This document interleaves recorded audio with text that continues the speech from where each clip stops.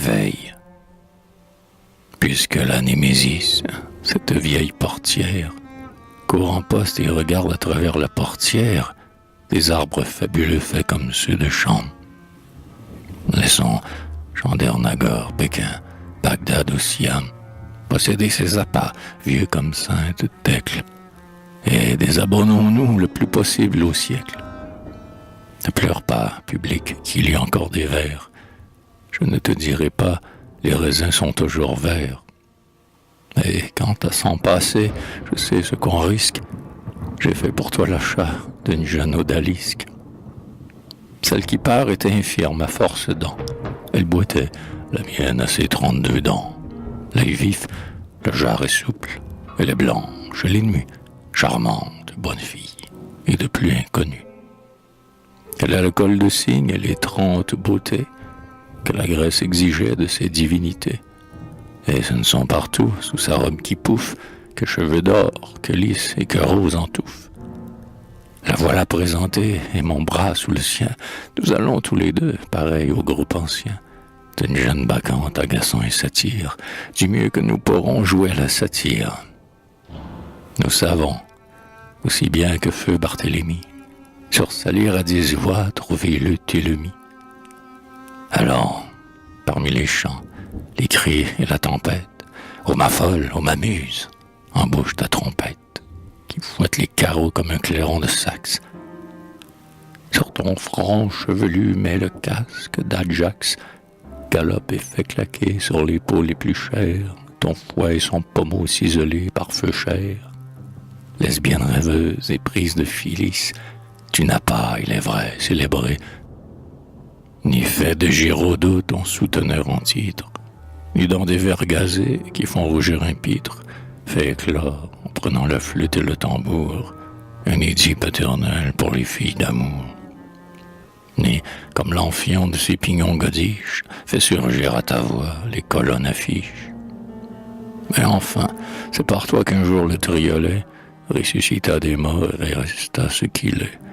Et, pour mieux mettre à vif nos modernes linières, devint une épigramme aiguisée en lanière. On a su par toi seul, en ce Paris élu, ce que valent Nero, Tassin et Gredelu. Tout mon rondeau tel barde, imprimé vif chez Clay, ses vues traînées vivant comme sur une clé. Et par toi, ce bel âge a pris en même temps qu'un nouvel archiloque est âgé de 8 ans. Voilà, le siècle est superbe et s'offre aux satiriques. Géronte dans le sac à temps les coups de trique, et sera trop heureux, muse au regard serein, si tu lui fais l'honneur de lui casser les reins. Regarde autour de toi ces 1000 nids d'insectes qui fourmillent en paix avec des fanges suspectes et que tu vas fouler au pied de ton corsier. Messaline, ta sœur, lamente au bras d'acier, ce qui 300 Romains composaient l'ordinaire, ne serait aujourd'hui qu'une pensionnaire. Il pourrait concourir pour le prix de vertu. Les nôtres ont un clown imbécile et tortue qui, toujours généreux au degré nécessaire, pour les faire oublier donne tant par ulcère. Quelle est la Cléopâtre, à 300 francs par mois, dont l'Antoine en gants blancs, venu de l'Angoumois, ne prenne pas plaisir à voir fondre sa perle? Dis qu'Antoine était sec, plus joyeuse qu'un merle. Cléopâtre s'enfuit sur l'aile d'un steamer, et de Waterloo Road affrontant la rumeur, puis à ses fonds secrets que, pour ses amourettes, la perfide Albion avance à nos lorettes. Demande au soleil d'or qui mûrit le coton combien notre opéra, refuge de Gothon, en dévore en un soir pour un ballet féerique, et demande à Sappho, la Lélia lyrique, dont la lèvre du vent rougit les froids appâts, si, par quel hasard, elle ne saurait pas, quel timide aveu et quelle confidence, au mépris de l'archet enragé pour les danses, nos petites Laïs, dans les coins hasardeux, au bal Valentino chuchote 2 à 2. Alcippe a le renom d'un homme littéraire. Il gagne peu d'argent. Est-il pauvre? Au contraire. Sa femme, une poupée aux petits airs souffrants, en cailloux de princesse à 200 000 francs.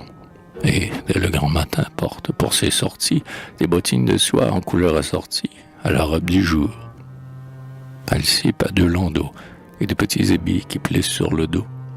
Madame a son lundi, c'est un groom en livrée qui porte à la revue, à bon droit enivré, les tartines d'Alcippe. Et ses époux profonds ont leur loge au gymnase et leur loge au bouffon.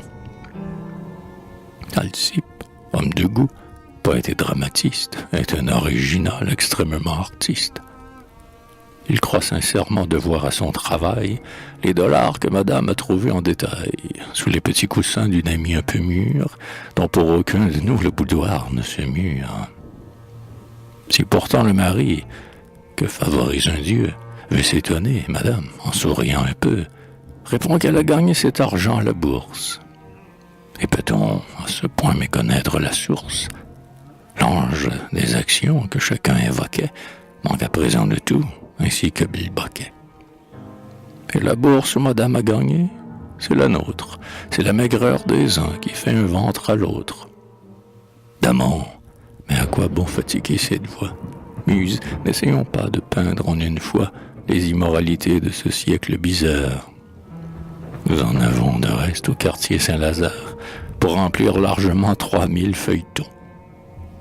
Tant de taureaux de crête et de serpents pitons se dressent à l'envi dans ce grand marécage que nous demanderons du temps pour mettre en cage ces monstres de féerie et pour bien copier leur langue de drap rouge et leurs yeux de papier.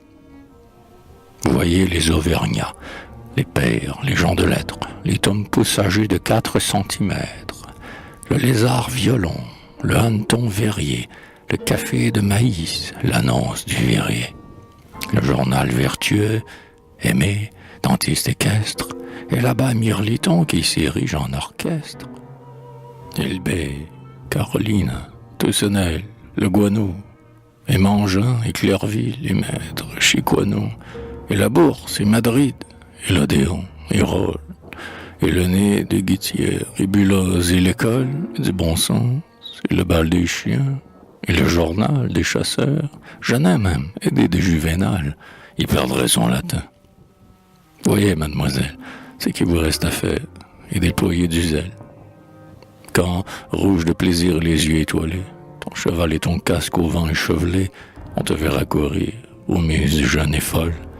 Les critiques eux-mêmes et les plus vieux héroles te suivront d'un regard lascif.